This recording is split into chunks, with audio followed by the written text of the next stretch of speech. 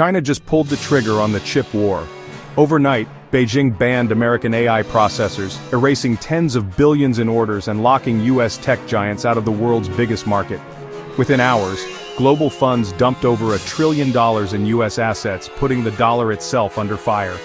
And as Wall Street reeled, Trump slammed down a $100,000 fee on every new work visa, cutting off the very talent pipeline that built Silicon Valley. One ban, one sell-off, one policy shock. Together they threatened to rewrite the balance of power. The impact on Wall Street was immediate. NVIDIA, the crown jewel of US AI, was first to feel the shockwave. The company earns nearly 13% of its revenue from China, over $50 billion a year, primarily from the advanced data center GPUs that powered China's AI revolution. In an instant, that entire market vanished. On trading floors, investors watching Bloomberg screens slashed earnings forecasts in real time. The panic was contagious, hitting other chip giants like AMD and Intel. A company once seen as the bellwether of America's AI future suddenly looked shut out of its largest customer base, its growth story fundamentally broken. Beijing's response was swift and defiant, triggering a plan years in the making under its Made in China 2025 initiative. Chinese regulators declared that domestic players were now on par with NVIDIA's advanced chips. State-backed champions like Huawei, BRN Technology and Cambricon, already flush with billions in state funding, were ordered to accelerate their work, building massive clusters to rival NVIDIA's H100 and achieve total self-sufficiency. The strategy was a masterclass in asymmetric innovation. Huawei's Ascend platforms, described by the Wall Street Journal as Lego-like superports, link 15,000 chips into a single giant processor.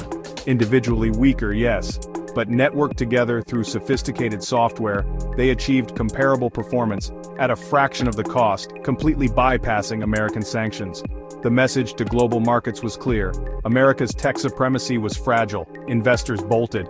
The Institute of International Finance estimated more than $1 trillion shifted out of US assets in days.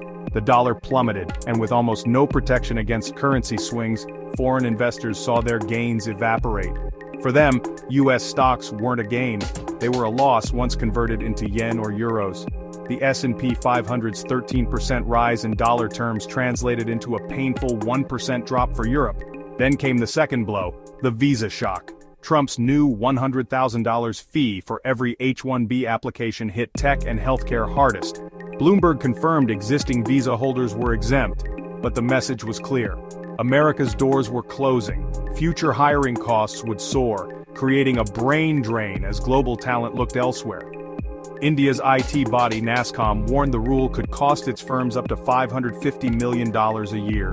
Infosys, Wipro and Tata saw shares plunge, dragging India's IT index down 3% in a single session. For US giants, Amazon, Google, Microsoft, Intel, the timing was brutal.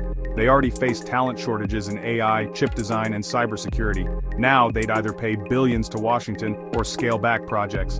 Analysts warned US GDP growth could shrink by 0.5 point per year if talent pipelines dry up, ceding the next wave of innovation to global rivals. China, meanwhile, celebrated. State media hailed the NVIDIA ban as proof self-reliance wasn't a dream anymore but a national imperative. This wasn't just rhetoric.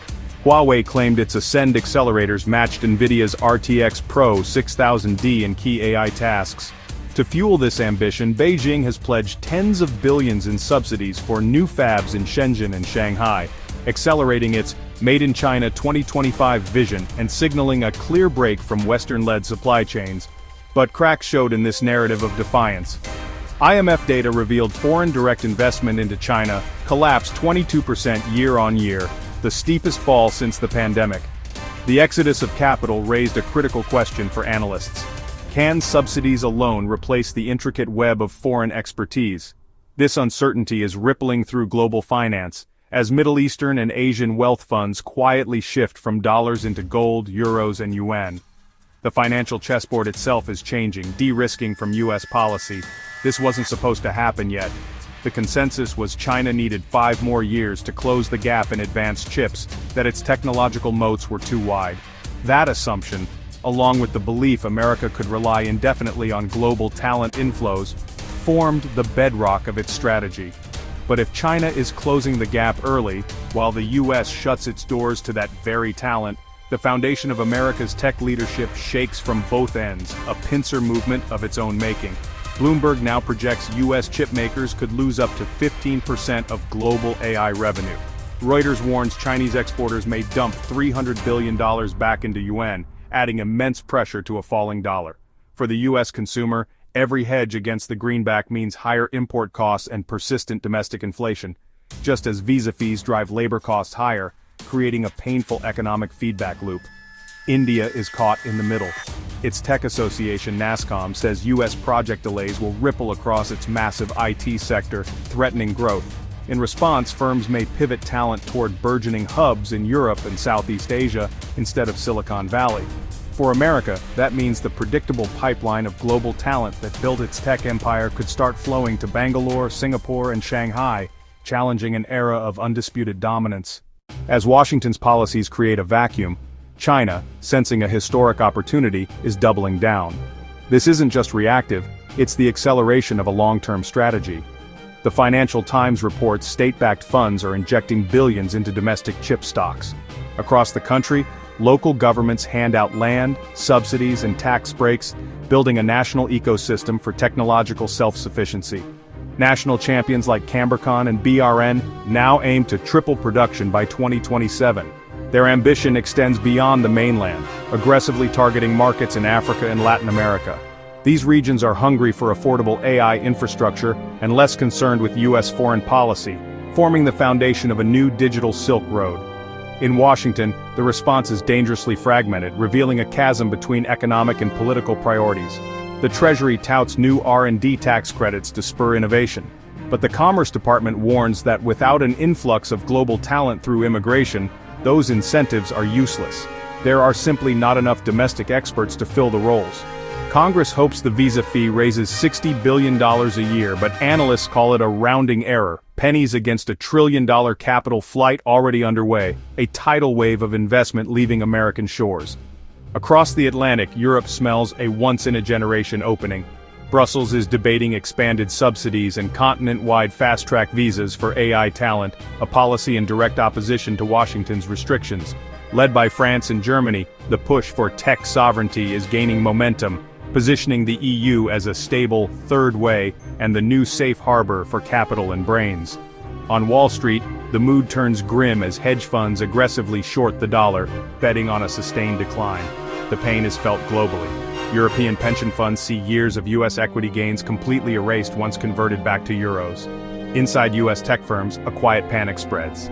Leaked memos show companies urging H-1B staff abroad to rush back before re-entry costs spike or borders close. Anxiety spreads as highly skilled workers eye job offers in Canada, Singapore, Dubai, and even China. Foreign firms and governments are actively recruiting, promising the one thing the U.S. no longer guarantees: long-term stability.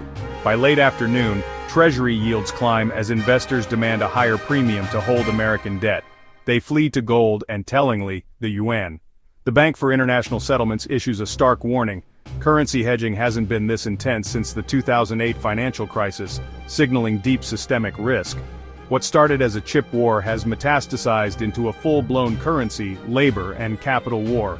The collateral damage spreads globally. Emerging markets see bond spreads spike as capital flees, caught in the crossfire and facing debt crises triggered by the U.S.-China standoff. Night falls in Washington with no answers. Can the U.S. remain the leader in AI while shutting out global talent? Can China sustain its chip push without foreign capital? And can Europe's third way survive?